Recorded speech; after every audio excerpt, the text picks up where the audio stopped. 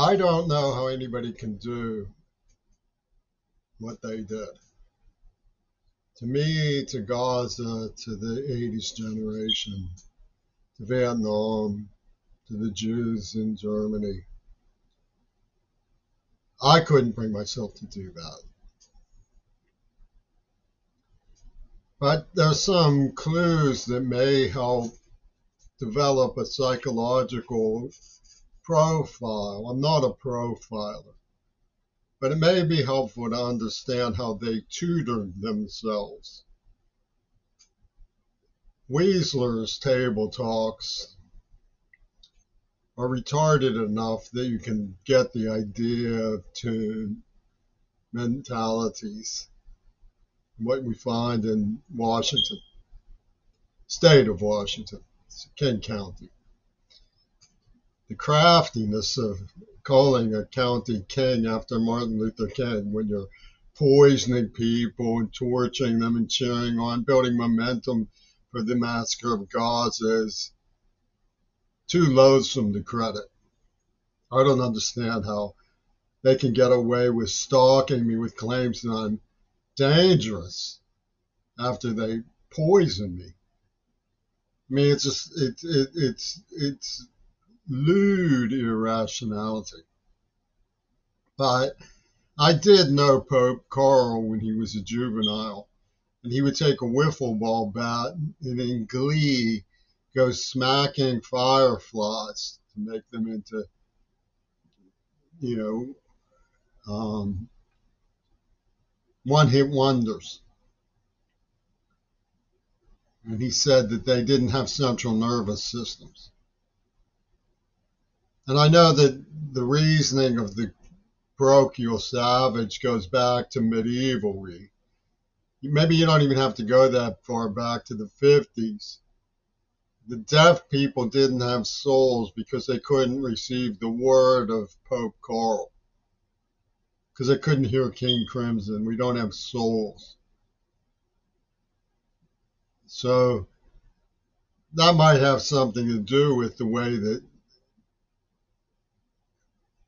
they explain the horrendous refusal to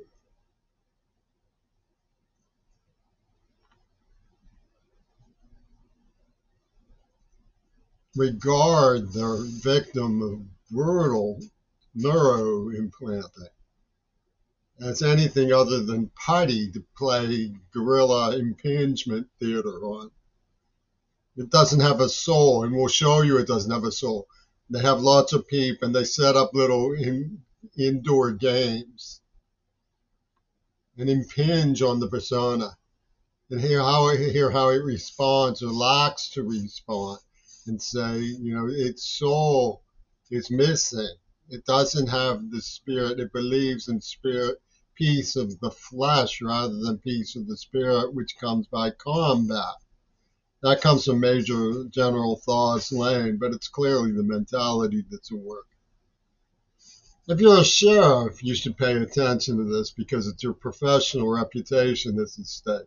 Andrea Swimmer might have been somebody who could easily be bought and do an about face for Franklin Graham's redemption lobby for performative purposes. Oh, I used to sleep with many men. I was rival to Mary Magdalene, but then I saw the light, and all the people will cheer her. But that's what she was. She had, when she was 14, she had an IUD. I didn't give it to her. I didn't know her. She latched on to me. And they were obviously playing a game of behavioral modification. It wasn't that I lacked a soul. It's that one of them was a Nosferatu partner from Attica State Prison's psychiatry team. They were engaged in behavioral modification with the help of the loud fanfare of fascist rock entertainment music. The reckless abandonment stuff that replaced Kennedy and King after they were done in. When the suit and tie people were disappear, though.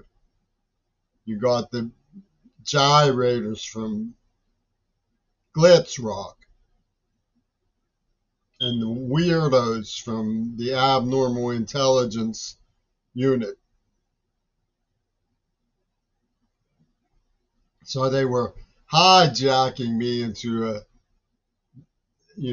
Lemmings cliff situation. And Lennon Houdini and over the cliff they fall. There was a song about lemmings. They obviously knew what they were doing. The song was written by somebody who wrote Aerosol Gray Machine. They started off by gassing me. And those hallucinogens are said to make people pretty wild. I didn't do them voluntarily. They tortured me. I even got help. Syed Nasser, upon whom be praise, helped me straighten myself out, at least a little.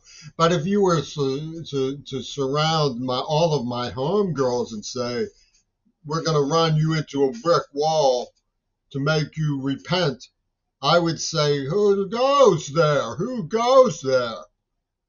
And you find out it's the lackluster wonder boy of Pepperland, Paul. God, God, God.